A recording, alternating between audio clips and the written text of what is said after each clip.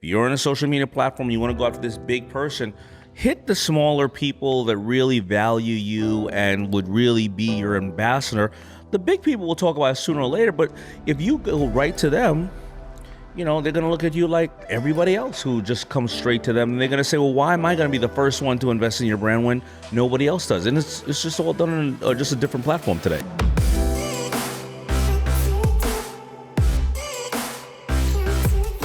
Hey everyone, welcome back to On Purpose, the #1 health and wellness podcast in the world. Thanks to each and every single one of you. Now, I know you're excited about this one. I know I am. I have so many great questions to ask. I'm always trying to find entrepreneurs and business people that can help raise our minds and raise our awareness in our own businesses, in our own passions, and in our purpose. And today's guest, as you know, is none other than Daymond John. He's the founder and CEO of FUBU, a celebrated global lifestyle brand with a multi-billion-dollar empire, which he built from the ground up. He's among the country's most visible entrepreneurs as one of the stars of ABC's Emmy award-winning series, Shark Tank. Daymond is a New York Times instant best-selling author with multiple books, and today I'm excited to talk with him about what it takes to be an outstanding entrepreneur and his new book, Power Shift, which is out on March 10th. Daymond, welcome to the podcast. Thank you for having me. Yeah, really happy to have you, man. Excited to learn from you, excited to hear your insight. I'm excited to learn from you as well. Yeah, I wanted to start on a bit of a personal tone because I always feel like with entrepreneurs and business people, everyone always asking you business questions. And I wanted to ask you, what's the latest adventure you've been on with Minka, your daughter? What's the latest thing? I don't know, I bought 2 donkeys. You did? Yeah, I bought 2 donkeys. True story? Yeah. Oh, wow, okay.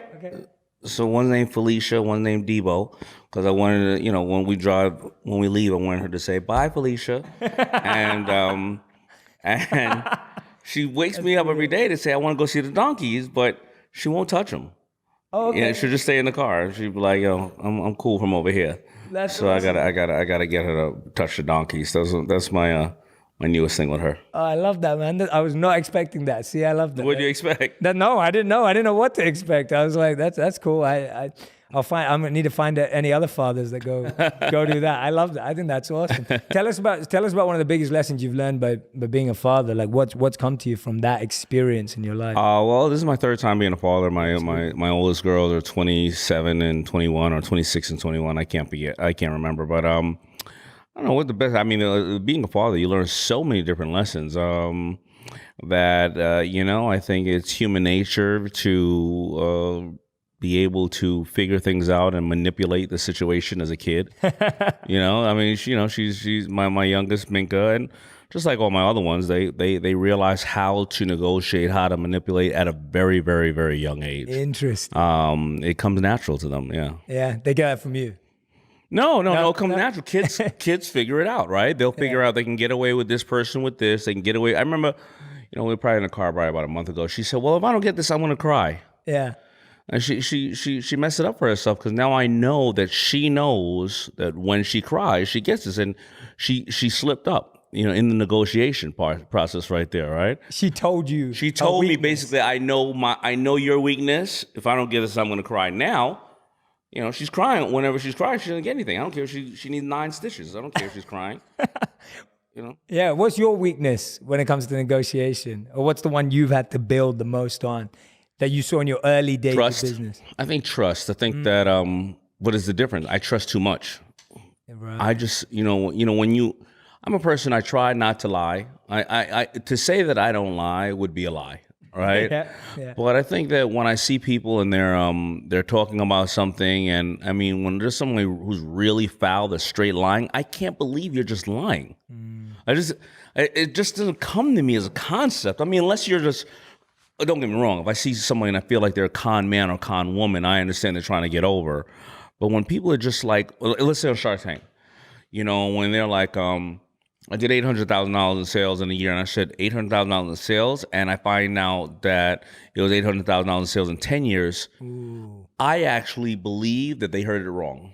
They heard the question wrong. Right. Because I'm going to find out. Like, why are you lying? So I think that's my biggest challenge. I'm I'm a very optimistic person. I believe in people. You like to give people the benefit of the doubt. I give them the benefit of the doubt. They're trying to do their best. Yeah, it always ends up with the same results. Don't get me wrong. I mean, I end up smashing them or cutting them off or whatever the case is. But it's just the process. It's just like, oh, damn, you had to lie. Yeah. Yeah. Well, I think it's worse for that person who's done that. Like, it makes them look worse because you actually gave them an opportunity to shine. It just makes no sense. Yeah.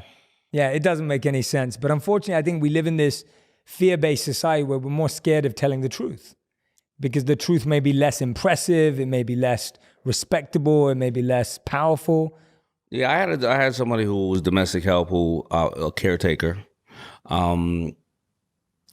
She wasn't supposed to use Uber unless she was picking up the baby or something. She used about $8,000 worth of Ubers in like a year, and she kept lying. And it was on the card. And I said, "Don't you?" I was so surprised. I said to her, I said, "I'm not disappointed that you stole. I'm disappointed that all the Uber drivers made the money and not you." So true. She kept lying. I was like, that's so stupid. If you're going to lie about it, you should have just stole some jewelry or something. What's wrong with you, you idiot? Yeah. Anyway. So true.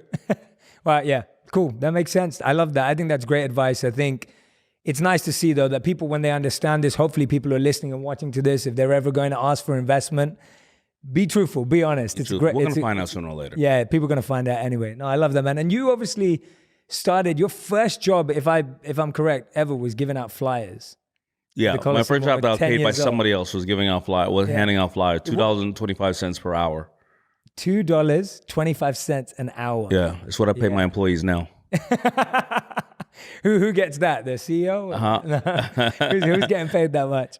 But yeah, so when you're getting asked to do that at 10 years old, what was the biggest lesson you learned as a 10-year-old getting $2.25 an hour? I was in charge of my own destiny. I mean, I took the job because I wanted the job because my father had left, and I became the man of the house. I was the only child, and my mother had to start working several jobs to put the same amount of food on the table. And I learned responsibility, and I say it in my speeches: responsibility is something that must be taken; it can't be given. And I didn't want to be a burden to her. So whether it was me giving in my little bit of money to help with the bills or for groceries, or listen, I wanted fresh kicks. I wanted something like that. And it felt funny, like she could barely pay the bills, but yet I'm asking her to buy me clothes. When the clothes that I have are fine. I mean, if I have to wear the same exact clothes every single day, I have clothes. I've been in countries where people don't even have clothes, right?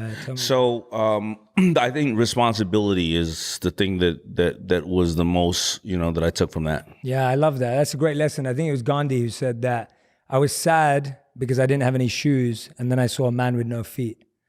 And it's that same principle that you're saying, that when you look at that perspective, that difference, we're just looking at what we don't have, right? Not realizing that people around us actually don't have a lot more than that. Exactly. And so, yeah, that's a beautiful lesson at 10 to learn that. It's pretty early to learn that as well. Yeah, but you're not realizing you learn a lesson when you're doing it. When you're doing it and you reflect back on the lessons you've learned, often you didn't realize at the time that you were learning the lesson that was a lesson, Yeah. What I love about this book, Power Shift, is that you've looked at a lot of research on negotiation. Yeah. And you've been a serial negotiator your whole life. Yeah. What was the thing that surprised you the most from the research, if anything? Because obviously you've done this practically. You never sat down and read a textbook on how to negotiate.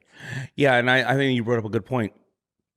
When I wrote the book about Power Shift, about negotiations, I realized I was exercising a lot of these tactics and or methods to negotiate, but I didn't have an actual plan or method to do it.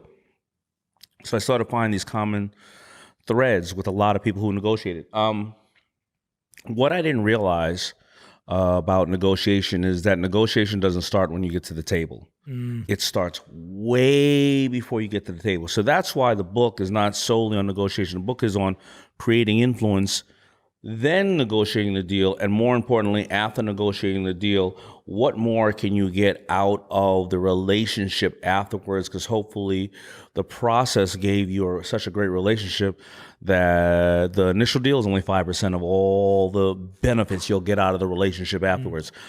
But when somebody says, well, how am I going to build influence? What if you run into Daymond John in the elevator? You have a 90-second pitch. How can you build influence in that 90 seconds? That's the problem. People are very transactional. They think right then is the negotiation. That's not the negotiation. The negotiation is when I leave that elevator and I pull your name up on Instagram. And that's where my due diligence and influence have started, because then all the things you said to me in the elevator, I either looked on your social media or pulled you up or looked at the company you work, and I either go, I'm interested in this person, or I can't wait to, I needed somebody like that in my life or on my staff or somebody to invest in. Or I go, wait a minute, that person keeps taking pictures with, this is the person's husband? And why does the husband always put up Confederate flags on his stuff and is a racist? That person must be a racist too, of course. Yeah. Oh, look at when this person is, the person said they work in the finance department, but they're not doing any references to any financial books or financial intelligence, and they're out there talking shit. That person will never know why I never called them back. Yeah. And negotiations started way earlier. I love that. And so the mistake people make is they're going straight in for the win and the kill in the 90-second, because you probably get, if anyone bumps into you, I'm sure they're pitching business ideas to you all the time. And you're actually saying that's the biggest mistake, because they built zero influence with you. They built zero influence, or the influence that they've laid down that we're going to look at. Listen, their reputation is going to precede them, because I'm going to go follow back up on that. Yeah. Right. And so then the negotiation starts, whatever that negotiation may be. And how do you care about what I want in the negotiation? A lot of people think what they want to get. And then after that, how do you nurture the relationship afterwards? Even if that first negotiation didn't really necessarily go as well, how do you nurture that relationship? Because now you have an in with me to some extent. Let's circle back to that beginning part, because I love what you're saying about building influence. Tell me what was different about building influence when you started versus the way you're seeing it now when people are trying to build influence with you, because you obviously built influence in a non-social media age, in a non-digital age. Was it harder? Was it slower? Was it faster? It was much slower. It wasn't different. It was just a different platform, right? It was much slower. It was much harder. It was in a much smaller circle, but I had to build influence there.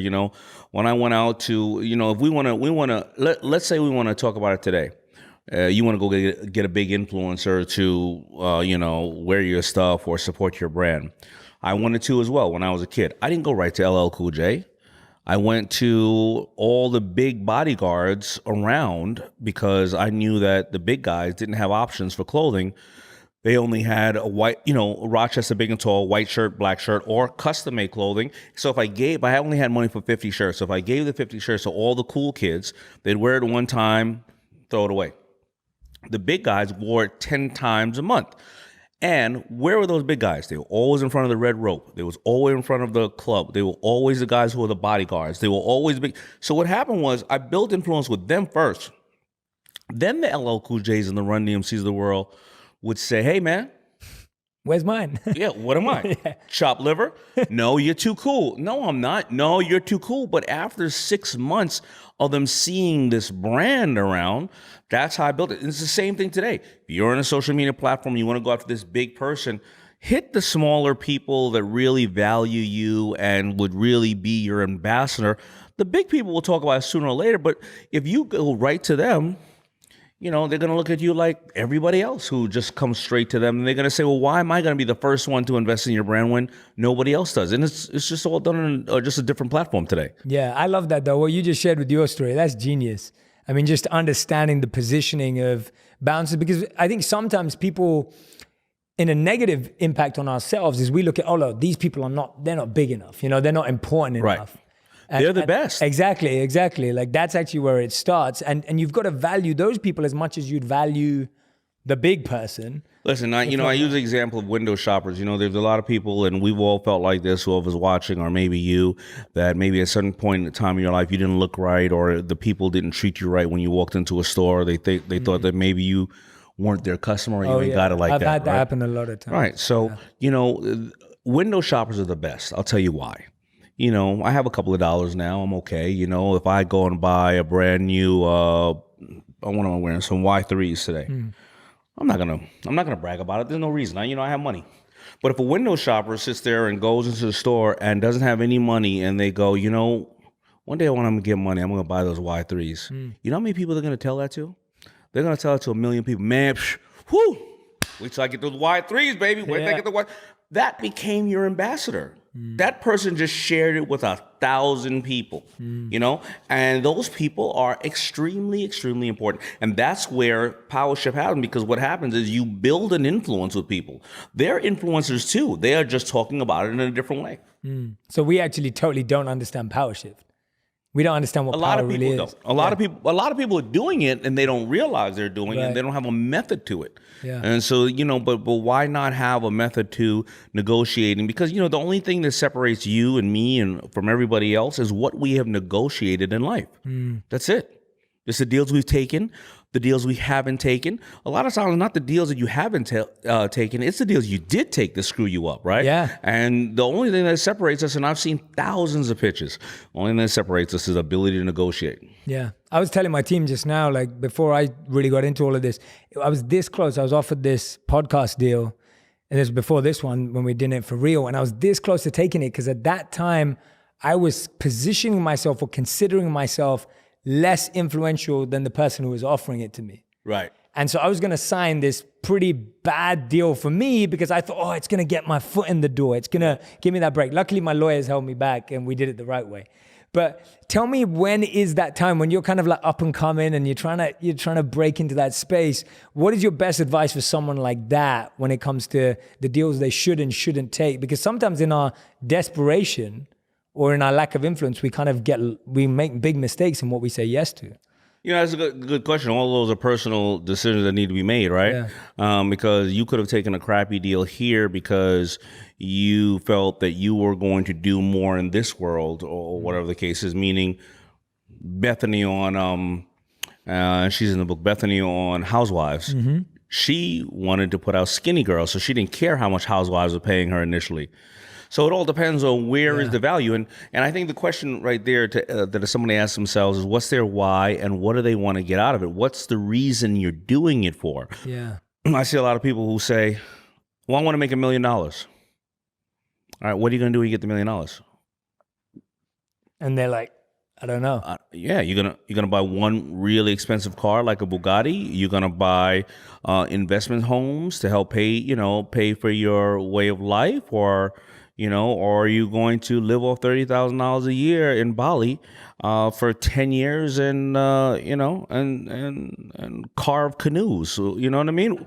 But what is it, right? Yeah. And a lot of people, when they get to that point of, I'm gonna sign the deal with the podcast, or I'm going to do this show, or I'm going to marry this woman, or I'm going to do, what's the why, the true why? And we so often don't know our why. Absolutely. And you talk about finding your light, right? Like finding that light in your book. And I feel like, but do we not know the why because we're just seeing shiny objects, and it's like that shiny object syndrome where we just go chase things?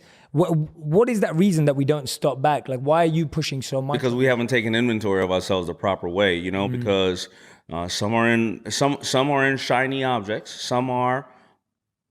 My parents grew up as they're both doctors, and that's what the family should be, doctors. But you don't want to be a doctor, but you just believe that that's what it was, right? Yeah. Or whatever it is, it's society, it's fear. A lot of times it's fear. I can't quit my job because I'm not going to be able to make money. But, did you really realize, were you making money or not? You know what I mean? What's your why? I remember a woman who used to work for me. She started working for me, and she had left a job. And I was like, well, why did you leave the job? She said, I realized that I was going to work to get paid to fight. And I was like, what do you mean? She said, I would work 9 to 5 every single day, 5 days a week. And then on the weekends, I would get shit-faced and just have fights at bars because I was so miserable with my job and the people around me. And she worked in a very violent kind of situation.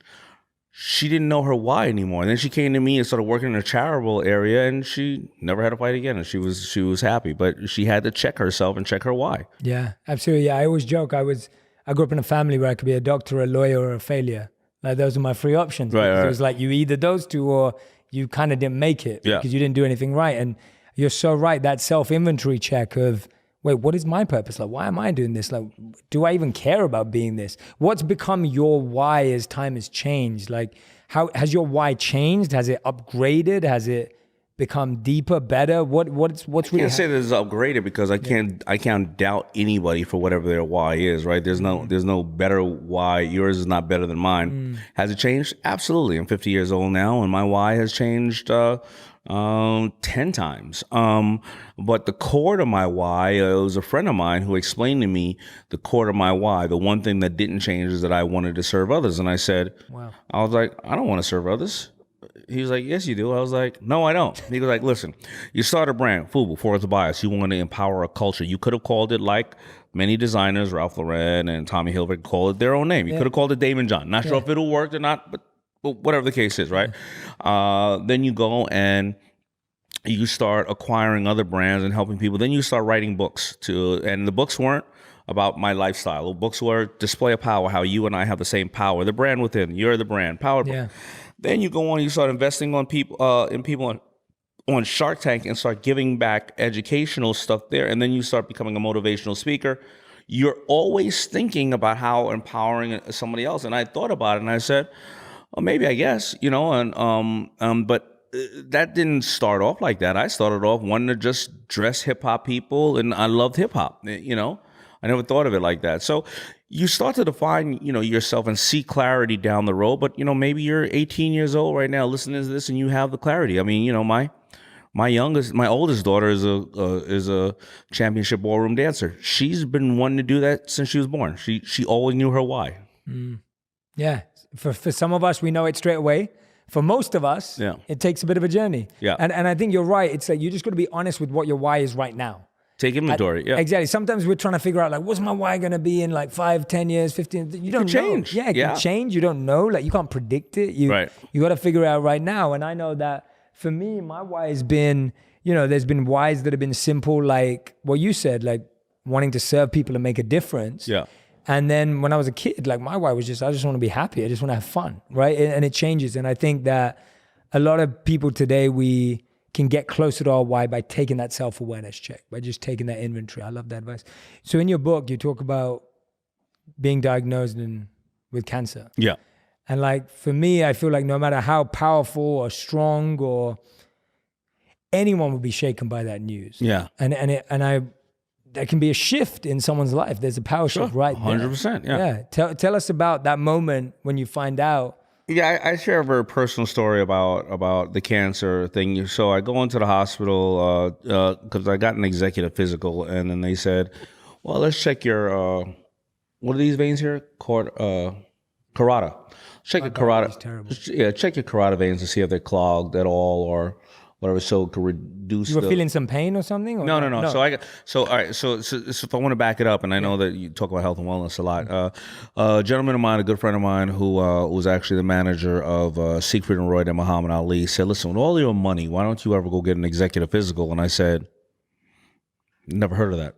I said, I get a physical every year. I said, the doctor grabs my beanbag and then turns me around, smacks me on my ass, and tells me to go about my business, and everything is fine. I cough and everything is fine, right? Yeah. He's like, no, get an executive physical. I go down to UCLA. It's 2 days of running through all kind of things, $6 million man type of stuff, right? And they check everything on your body, and then they give that report back to your doctor. So they're checking my carotid veins, and they're saying, let's make sure there's no clogging there, so, no possibility of a stroke. And they say, okay.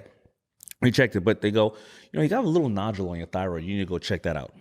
Go down to the doctor. My doctor, he says, all right, I'm going to take a biopsy. 90% chance we know what it is. 10% chance we don't know what it is. Of course, 10% chance they don't know what it is. Go to a surgeon. He says, you're 50 years old. Let me tell you something. Right now, if you were 90, I would say no matter what, don't do anything. But you're 50, and so you have a choice. We could take out your thyroid, but here's the issue. 50% chance we're taking out a perfectly good thyroid, 50% chance we're taking out something that could be challenging to you.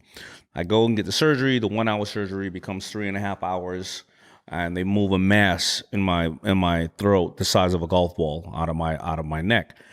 Doctors, they never tell you anything. So I go, what is it? Is it cancer? He says, I don't know. I got to send it to the lab.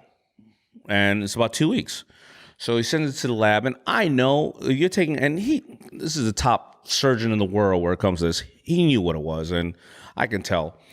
So I had to mentally debate with myself, if that mass was that large and it potentially moved into my lymph nodes, and then it would move into my brain, and I could potentially have that and take the radiation pills and chemotherapy, what's the chance of me dying, right? And it could be a very long road of recovery, and I could die. So I said to myself, listen, I have to weigh it, take inventory. 2 daughters, 121 to 126, beautiful women. My ex-wife, great.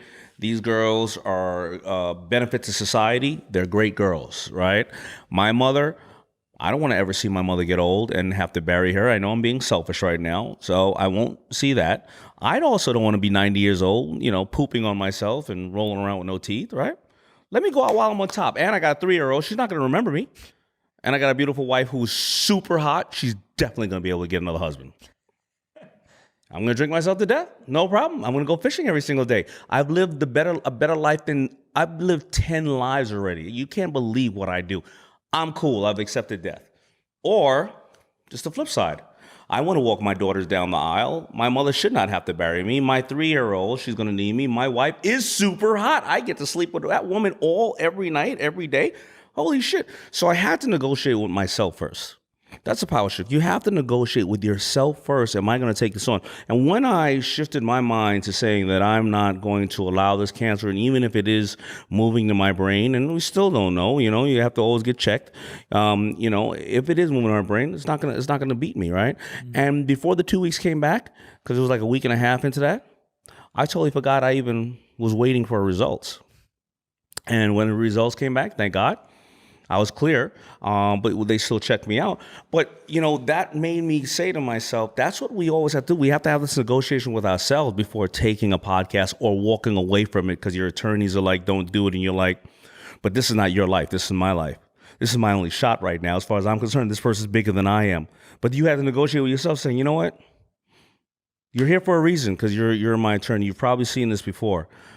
I know that I'm not going to stop, and you know what? It's a shitty deal, and why should I take a shitty deal? Yeah. I rather be, because that shitty deal, I'm probably still going to be broke or not, whatever the case is, but I'll be broke underneath somebody else. I'd rather be broke knowing I made the right decision, that I was in charge of my destiny. And that's what happened. You had to have a negotiation with yourself. Yeah, I love that. Thank you for sharing that, by the way, the full picture of it, because the way you just gave those two framings, I mean, one was really well told and hilarious, and one was like how most people would see it.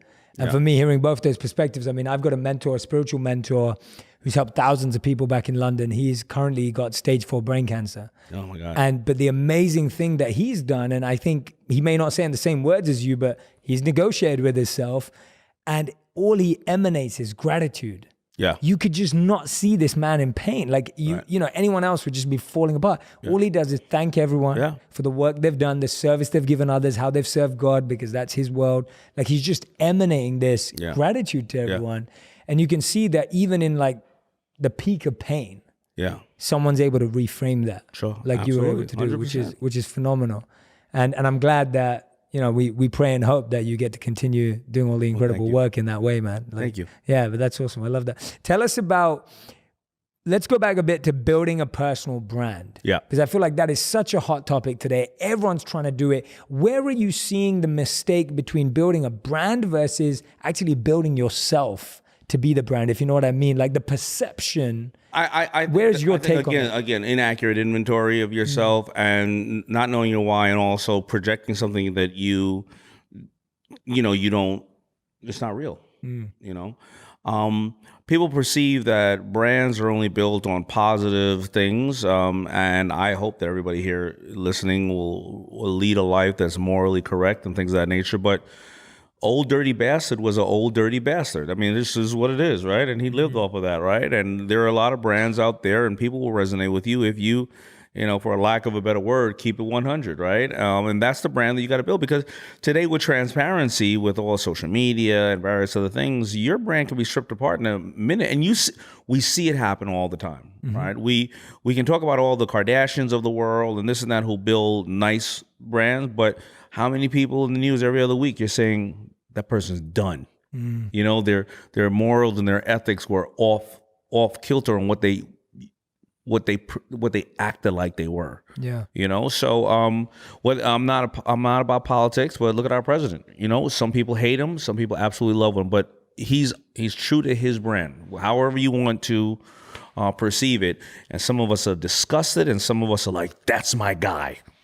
But and listen, he's the most powerful man in the world and changing the way that a presidency has been looked at for hundreds of years. Think about that. Yeah, absolutely. And there's a powerful brand either way. Powerful brand either way. Yeah. You say that your superpower is picking good people. Yeah. Now, as a growing entrepreneur with multiple businesses that are growing for myself, I find, and I speak to entrepreneurs in this same space all the time, we find recruitment is probably the hardest thing. Like it's a genuine challenge. And I want to know some of your advice when I'm recruiting. What have you seen to be those giveaways, those tips, those techniques, the principles that you've noticed when you're hiring, and the you've got like decades of experience of hiring the wrong and the right. Yeah. Tell us a bit about that process. Well, most of my staff started as third-party vendors or interns. The dating process, and I noticed that the interns, when they came to the office before people who got paid to come to the office, they leave after. They are the ones who I would end up hiring that year or 5 years down the road, and they came in the office. They were problem solvers. They were Swiss Army knives, but they were likable too. My businesses that have failed and my employees that have not really grown, we just didn't like. A lot of people think that, don't get me wrong, don't hire an intern for your attorney. That's probably not a great idea, right? Or a doctor, right? Don't have an intern. But, once you give a resume to somebody, that just gets your foot in the door. After that, I want to know, can I sit next to you for 8 hours a day, 5 days a week for the next 5 years of my life, right? And same with an investment. My entrepreneurs that we failed at, a lot of times, I didn't like them or they didn't like me. Whatever the case is, but if there were 10 problems, I'm not picking up the phone 10 times to talk to you. I don't like you. Maybe one time we'll pick up the phone, right? The other ones who are successful, some of those businesses failed, but then we did another business together. So I look for people that take responsibility. I love asking people, there's two questions I like to ask them. Do you look in the toilet after you get up? Right? Also, what has ever happened to you that was out of your control after you were 15 or 16 years old? Now, if they don't tell me something unfortunately devastating, like I was part of California fires, or I grew up in Darfur, or a drunk driver hit me, then nothing else was out of your control. And you want people who take responsibility. I put a post up online the other day, and it was like me in a hallway shot in Vegas. And I said, man, 30 days in for the new year, and I've been on the road 18 or 20 days. And I have to thank my wife. She's allowing me to be who I am. But I got to tell you, everybody, this is me, and I'm very selfish. And you got to be selfish, because if you're not selfish for yourself, then you're not going to be able to be, you're not going to be able to be good for anybody else. You have to be selfish and know your priorities. And a couple people wrote back, what are you talking about? I can't be selfish. I have kids. Those are my priorities, and I can't be selfish, right? You knew that you had a kid, right? Yeah. It's not the kid's fault. Right? Definitely not the kid's fault. That was your priority. That is a decision you made that you're ignoring through the process of everything else. No, that should be part of your selfishness. Or I got to take care of my kids. However, I got to put in hours here to help my kids, whatever the case is. But don't neglect it. It's like people, you're a man of color like I am. I don't want to hear you telling me that you're a person of color. I understand systemic racism has happened and everything else, but I'm not waking up Chinese tomorrow or purple or white.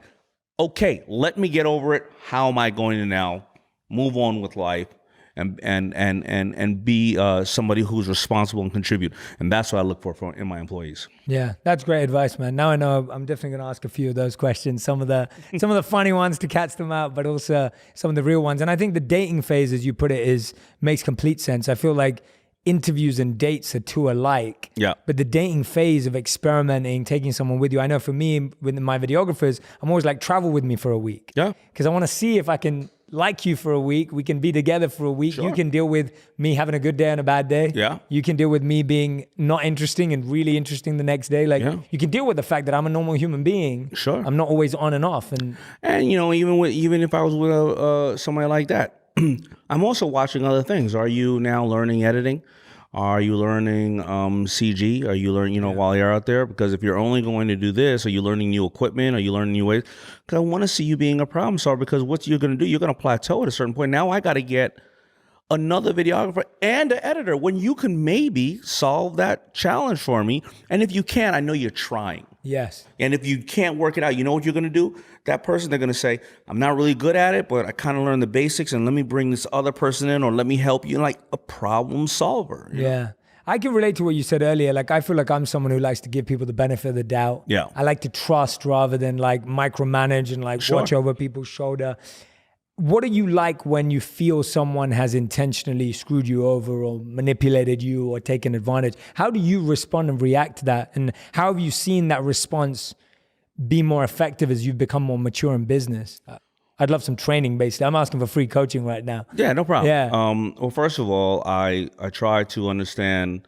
First of all, I don't take it personal. Number one, because I say to myself, I don't know if that person's mother told them all their life, you know, the only way you're going to get anywhere is to stab people in the back, or they grew up there's a lot of people growing up in very challenging areas. So I don't hold it personal. They're just trying to win. That whatever they did was their form of trying to win, right? So I think what's the book? There's a book, Habits of Influential People. Yes, the 7 Habits of Highly Effective People. Yeah. And they talk about when you're playing chess with somebody, if they make a move, and do you get mad at them and curse them out because they made that move? No, because they're trying to win, right? So I look at it the same way. Also, then I look at it, are they a good, especially with friends, I always say to myself, because I cut off people here and there because I meet new people, and not that they're replacing others, but I always say, if you're not a good enough friend to yourself, then you will never be a good friend to me, right? So I do those two things. I normally don't try to get people back. I always say, it is what it is. Appreciate it. Nice knowing you. Yeah. However, this is where it goes into negotiations and building influence. If somebody does come to me about that person down the road, I'm going to tell them what happened. Yeah. You know, and that person that screwed me will not know. I'll tell. I'm probably not talking to them anymore, but they don't realize how detrimental that was. Because now, what if they screwed 50 people, and those 50 people all told 50 people? Totally. And if they screwed someone who has some influence, yeah, I'm not gonna go out of my way in public to tell people. But if you come to me and say, "Hey, I'm about to work with so forth and so on," I may say, depends on the relation violation. I may go, well, if I ain't got nothing good to say, I'm not gonna say anything at all. Yeah. Or I might go, oh no, that person's a thief. That person stole. Yeah. Yeah, but you want to be honest with that person too. Yeah, 100%. Because then, what if I didn't say that and then they screw you? Yeah. And then now you were checked with, and it reflects badly on you again. Yeah. People just don't think about that. Yeah, they don't think about that. I'm actually going through that scenario right now in a particular area of my work, and I was just sharing the same thing with my team. Who in here screwed you? It was no one in this room. It works on it works in the opposite way too. About negotiation and building influence. That we look at the social networks and stuff like that. We look at that as how powerful it is, but it really started from one thing: networking. Now, what I've noticed that if I just meet you at a bar and you have a small commercial building, you're looking for a great plumber. I'm not going to recommend my my Uncle Zeke because he burnt the turkey during Thanksgiving. He never paid me back $10 for 3 years, and he punched me in my mouth when I was 6 years old.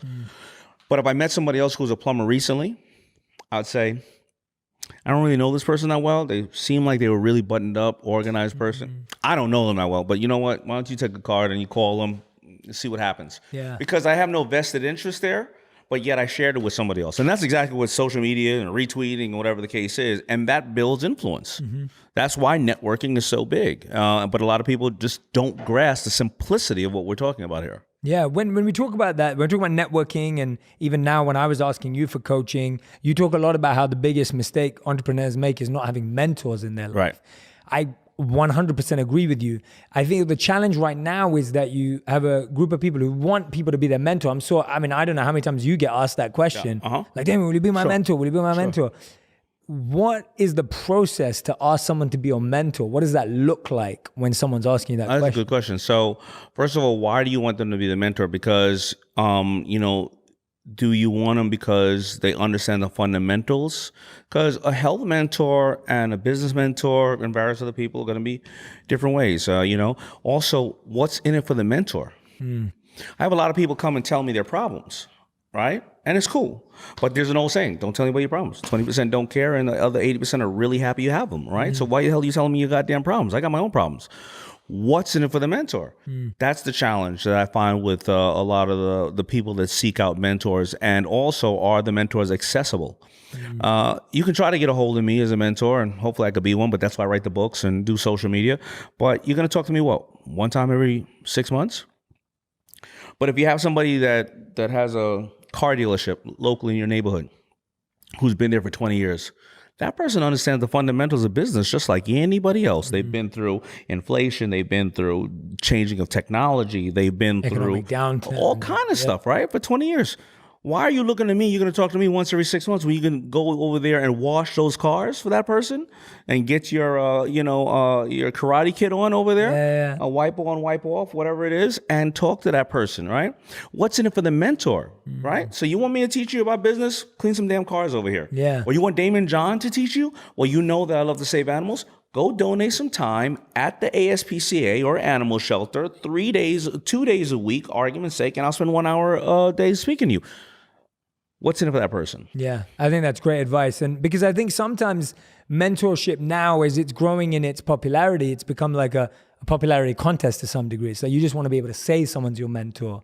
I never thought of that. That's a good point. Yeah, as it grows in popularity, like I feel the same way. I say this all the time. I'm like, half the time Richard Branson or you or whoever may not be the right mentor. This person in your local business could be the right person 100%. For you. And then like what you said, I talk a lot about how you can be mentored by people you've never met, by reading their books, by studying their lives. I was mentored by Napoleon Hill. That's who mentored me. Think and Grow Rich. I've read the book now 17 times. It's a great book. Yeah. And for me, I've always said people like Martin Luther King, Steve Jobs, Einstein, like I've studied their lives. I've looked at how they made good and bad decisions, what they got right, how they did it, how they thought about stuff. Yeah. And I've learned so much more. I never met any of them. And I think there's so much power in that. Well, that's the power. That's why you're sharing people the power of reading or audiobooks, because what you'll find is that a lot of the people didn't know each other. Steve Jobs may not have known this person, that person. But when you start to find defining and similarities and all these great pieces of information you're getting, I mean, is everybody wrong? You know? Yeah, exactly. And you find patterns, right? Like there's patterns. There may be different words. They're all goal setters, right? Yeah. They all are focused on something. They all are driven. They all have failed, but they fail fast. They've all reset their goals. They all, focus generally on some level of family, spirituality, or health. There's something, and you can find it all in all these books. Yeah. What are some of the mistakes you're seeing people make in negotiations? We talked about a few of them of like, going straight in for the kill, straight in for the win. What are the other common mistakes? Not knowing where they're willing to settle, or where they're or what they want to get out of what they're doing. Yeah, so you don't have your boundaries set up. You don't have your boundaries set up. Not stating in the beginning, or everybody feels that if they say the number first, they're the one who loses. A lot of times you set the boundaries for it and you just know where it's at, right? Not caring about the other person, what they want, and not listening to them, cutting them off. When you're supposed to communicate like your face is built, right? Like you have one mouth and two ears, right? You're supposed to listen twice as much as you talk. And if I said to you right now, I'm not really feeling that well, but so I think I'm going to go to the store and get, if you cut me off, you don't know if I'm going to say I'm going to go to the store and get some medicine, or I'm going to go to the store and get some food, or I'm going to go to the store to pick up my wife and then she's going to take me home from there. You've never heard the last part of the information. And when people are communicating with you, almost the most valuable piece of information they're trying to share is at the end. A lot of people try to cut people off and stuff like that. Wow. Also, not understanding body language and how people communicate. Over 60% of communication is body language. Only 8% is what people care about. Only 8% is what you say, and the rest is how you say it. Yeah, that's for sure. That is 100% for sure. What's the worst body language in a negotiation that you've seen or you've perceived? Is it as simple as like, closed body language, crossed hands, or is it more like just lack of eye contact and lack of what are the First of all, it's a handshake. Yeah.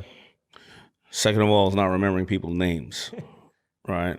But it depends on what side of the table you're on. If I'm if I'm a guy and I'm negotiating with you and I feel like, it's okay if I want to do the deal or not.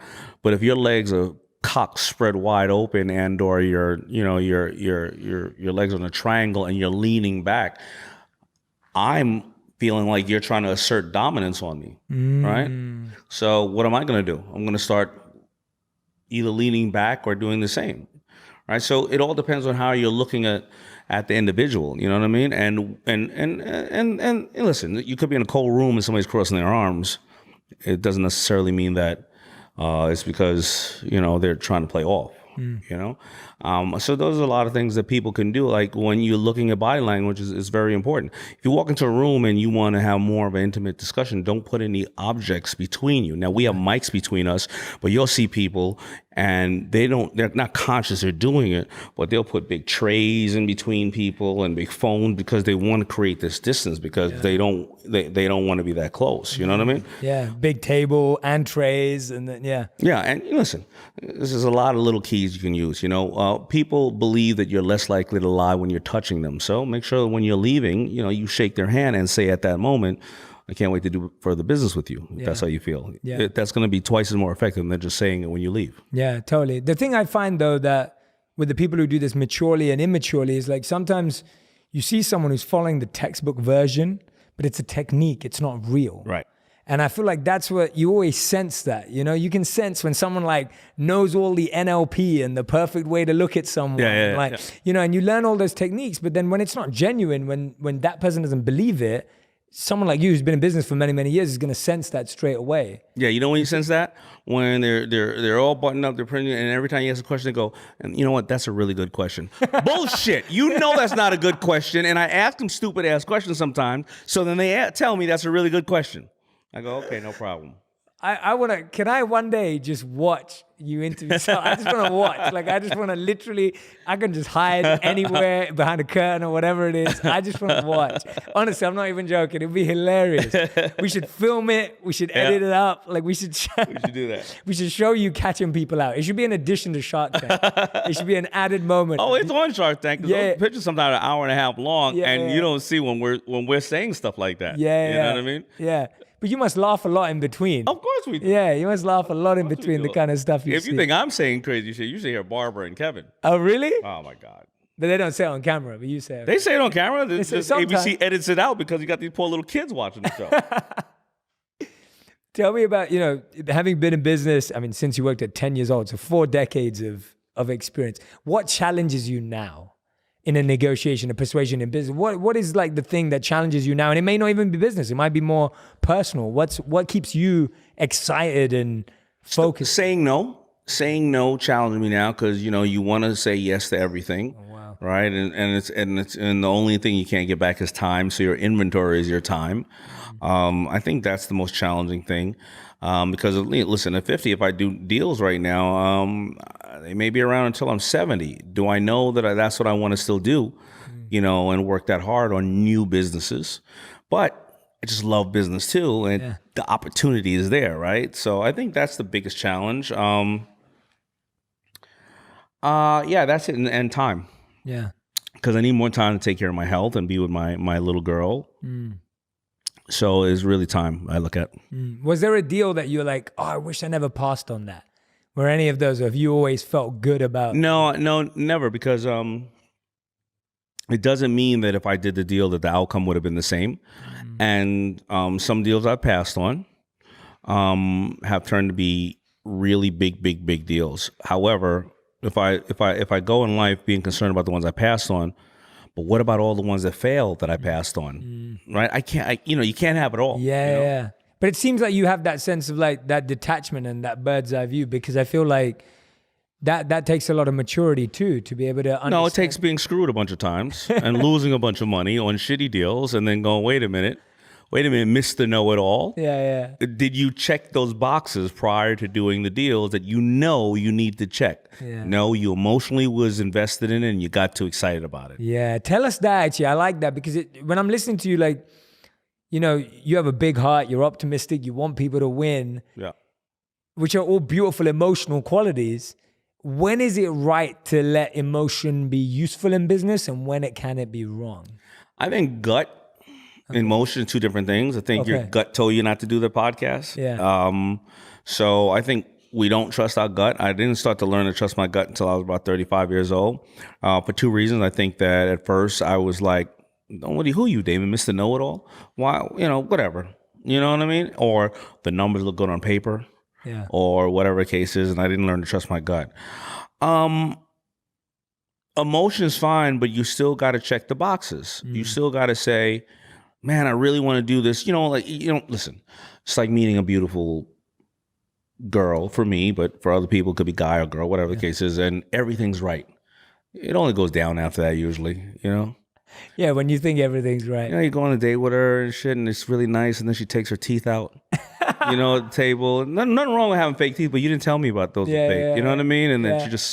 she smells really bad. I didn't know. It sounds like it's happened to you before. No. And that's what happens usually with businesses and stuff like that. You get really excited over it, but maybe you didn't look at all the boxes. Is the distribution right? Is the operator, the partner, are they a great partner? So it just happens. So it has happened to me in the past a lot.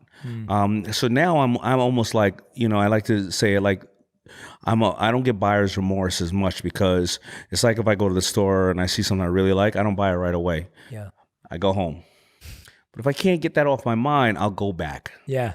Right? And it's the same thing in a business. You see, Shark Tank, it's all speeded up because we're right there in the room that time, and I gotta make that decision. But normally other businesses, I can look at it for 2 months, 3 months, 6 months. They're like, well, we got another deal coming. All right, take it. If not, Yeah. I'll look at it for a little while. Yeah. You were mentioning that you were spending a lot more time on your health and wellness now. Yeah. Like that's become a priority. What are some of the routines or aspects that have become key for you personally in the way you're doing it? I try to get an IV every week. Okay. I started taking testosterone because I had a low testosterone level, but I didn't realize, and right around the time with the cancer, I didn't realize that maybe half the reason I was thinking so negatively because I had low testosterone, that almost puts you in depression, right? So, I make sure I take that. I'm trying to cut down on alcohol and on meats and go more plant-based. Of course, being on the road a lot, I rip my shoulder, but I need to, obviously try to put in an hour to 2 hours worth of some level of cardio every single day. And I go to the doctor as much as I acupuncture as well. Nice. And then I go to the doctor as much as I can to have my blood levels checked and everything else to make sure that everything's in line. I make that a priority over everything else. Yeah, and those all sound like good, easy to do things now. Yeah, and I try to alkaline my body as much as possible. Yeah. Green juices and everything else. Yeah, that's a huge one. I've been taking celery juice for the past 3 months. It changed my life. Yeah, I heard celery juice is really great. Life changing. I mean, I heard a lot of people. There was a lot of. We had the king of celery juice on the podcast, the medical medium, and it's like a lot of people are like, oh, he's just trying to make money. I was like, he doesn't own celery, Yeah. But then, the guy doesn't. Maybe he owns celery farm. You drink it every morning? Yeah, I drink it every morning. It's changed my life, and I was the same. It was to alkaline my body. It was the same thing, and I started doing it for the past 3 months, and I feel phenomenal. And I was, and it's not just a placebo effect because I know how my stomach feels. Right. You know what I mean? It's not just how I feel up here. It's like I can tell that my gut. Do they sell it like that, or you got to go get it blended at the natural food store? So there's a method of blending it perfectly to have its most rich form at home, which he talks about in his book. But I just get it. I just pick it up at Creation or Cafe Gratitude or one of these health stores. But you can do it to the perfect kind of consistency. And the celery juice king told you that? Yeah. Well, that's not his name. His name's the medical medium, but he's well known for. Okay, so he didn't name himself Celery Juice King. He did not call himself that. I just called him that. Yeah. You called him Celery Juice King? Yeah. All right. Is that a good name? I guess. Make you listen to him? No. He's the guy who's most well known for being the movement bringer of drink more celery juice. Got it. That's what I mean. But it worked. My point is it works. I feel better. So it's great. A few more things that I want to touch on. You just, even from today, this is the first time we're meeting. We know a lot of people we have on the podcast. I've met them before. I'm friends with them. I know them. I was fascinated by you because I find you hilarious. I find you real. I find you someone who leads with their heart but takes their head with them effectively. Sure. In the way you make decisions. Where you talk about legacy in your book and building legacy. What's building your legacy right now? Like, where are you seeing your legacy go? I think my legacy is being built by men, women, people of color, people who felt that they didn't have the wherewithal or the resources to become successful. And I think that they see me because I make it very transparent about dyslexia and lack of having a great upbringing / education and resources, that I think they see me and they say that they can do it. And I just hope that the next Oprah Winfrey or Steve Jobs is, at home, 10 years old, in their pajamas, eating some cereal, watching me on TV and saying, well, why can't I do it? Because when I grew up, I didn't see anybody who could do it, who looked like me. And when I did see them, they had something to do with sports or music. And if you didn't have a talent, or you couldn't have, you weren't an athlete, then how can I do it, right? But when you see me, and unfortunately, I'm one of the few people of color on TV, business orientated, that's globally recognized, that created a brand, unfortunately. And there's many who have done that, many, right? But when you see me, that's what I think is going to be my legacy. Yeah, that's beautiful. And I think that's an awesome one. It's definitely for me too. I never grew up seeing anyone who looked like me on TV. Yeah, but now people get to see you. Yeah. Right. And I don't know much about your history. I know a little bit about it, and my team was sharing with me. But you're going to change people's lives. There's going to be somebody out there who wants to do exactly, or you probably are already. You're probably doing it from different ways, but they're going to want to emulate you. So a lot of times when the kids come up to me and say, I want to be on Shark Tank, I go, yeah, we need somebody to replace Kevin. I want you to sit on. I don't want you to be there. I want you to be here. Yeah. They're like, well, I'm gonna be like you. I'm like, no, you're not gonna be like me, because then you're gonna fail. I want you to be bigger than me. Yeah. That's beautiful. Yeah, I find that mentors who can say that, that's the real deal. When you say, I'm happy for you to be bigger than me, that's really beautiful. Yeah, Yeah, that's beautiful, man. Thank you again for that. I really appreciate it. You've talked a lot. Your book just focused on relationships. But what I liked about your book is that it's simple yet profound. Like, it's easy for anyone to understand. Yeah. But it's like you breaking it down. And one of the ones that I love, and you say, be slow to judge and quick to forgive. Yeah. And I feel like that is so powerful and counterintuitive to the way we are today. We're very fast to judge, and we take ages to forgive, right? Or we never get there. Tell us how you learn that and how you learn to do that in business and in life. Well, it goes back to a little bit of what we were saying earlier, that, who am I to judge you? I mean, listen, only God can judge you, right? I when I make a decision on Shark Tank, it's only if this investment is good for me. It's not if you're going to be good in life or not, right? And, I've learned that I've made the wrong judgments often, and and then I should have forgave those people. There was I don't know if I put in the book, but there was a woman who worked for me one day, and this is when I first started FUBU, and FUBU was just getting going, and I was like, she kept coming to the office at 11. She's supposed to be there at 9. Okay, now here's the challenge in the fashion business. On Monday morning, if people sold out of your clothes during the weekend or Friday, they're calling all the vendors on Monday morning. If you're not picking up the phone at 9, then that person's not going to pick up FUBU. They're going to call Levi's next, and Nike, and whoever else they sold out. So I'm going to miss a lot of money. She wasn't coming in until 11 o'clock. And I felt like I took it very personal. You are ruining my shot. You know what I've done for the last 12 years to get to this point in my life. I'm paying you. I didn't ask you to come here and apply for a job. You're applying for a job.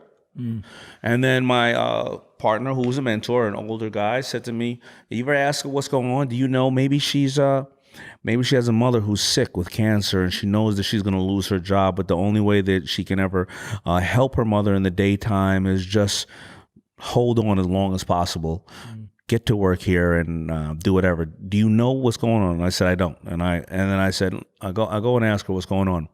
Not as bad as that, but something that really wasn't great, and I could understand. We shifted around for her to come in a little later, somebody else who stayed later to come in earlier. The woman ended up working for me for 20 years, one of my best employees. And it was because I cared about her, and I just asked her.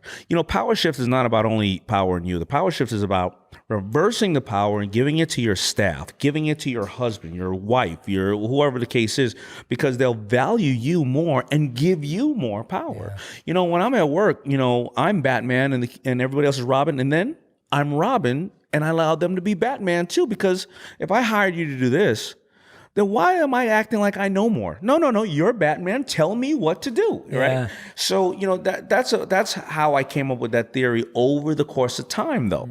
And over the course of time, my turnover in my staff has been much, much less. I almost have zero turnover in my staff just because of the flexibility and being able to just tell people you care about them.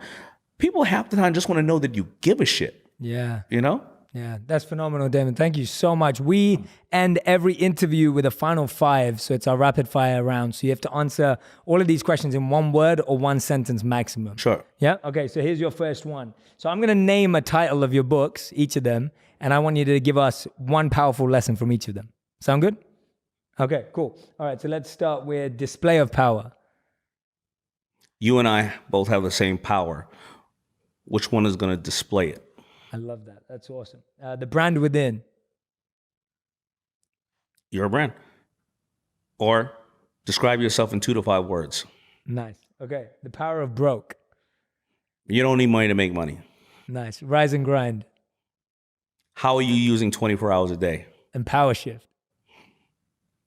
That's it. How do you take back the power, not lose the power? Don't let anybody take power from you. Yeah. I love that idea, though, what you just said about the power shift of like the power shift sometimes is you to your employees, you to other people. That empowers you more than trying to hoard all that power. That's so powerful. I love that. Okay. Second questions. What's You just asked me 5 questions. No, I know, but that was in 1. I put it all in 1. I'm going to ask you 4 more, if that's okay. No, it's fine. I just didn't know you didn't know how to count. But let's...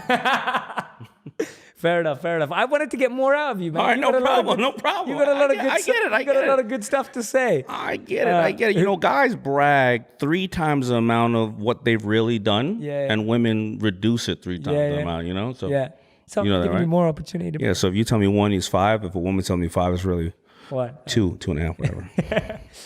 Tell me about a mentor in your life who's the mentor in your life in your entrepreneurial journey that's made the biggest impact. No. First of all, that's mom, but I would have to just think of somebody else because that's the easy one. Jay Abraham, a guy named Jay Abraham. Yeah, absolutely. Yeah, awesome. Okay, great. A business that you admire the most. Business that I admire the most. Well, company would be Nike. Yeah, company. Yeah, Nike. Okay, cool. What's your favorite thing about your wife? Her ass. I did ask. Yeah. We asked it. My wife got the best ass in the business, man. You should see these things. I'm okay. I don't want to. No, she's your wife. All right, she's your wife. I respect. Damn, I miss her. I miss you, boo. Where is she right now? Right here. Yeah. Right here. Yeah. And your biggest lesson or takeaway from the last 12 months in your life? The last 12 months. Great question. Never been asked that before. Biggest takeaway for the last 12 months in business. Or in life, it could be anything. Whatever you Not going to be life, because that'll be different. In business. Gen Z doesn't like credit cards or credit because they grew up after 2008 and they don't trust banks. And how can I sell to them? When you find the answer, you come and tell us. No. We'll watch you do it. We'll watch you do it. Everyone, that was Daymond John. Power Shift out 10th of March. Transform any situation, close any deal, and achieve any outcome. Go grab the book. We will put the link into the bio, into the comments, so you can go and grab a copy of this book if you want to learn more about negotiations, closing deals, and of course, all the great business advice he shared today. Daymond, thank you so much, man. Thank you for having me. So grateful to meet Appreciate you, it. honestly. Thank you so much. If you want even more videos just like this one, make sure you subscribe and click on the boxes over here. I'm also excited to let you know that you can now get my book, Think Like a Monk, from thinklikeamonkbook.com. Check below in the description to make sure you order today.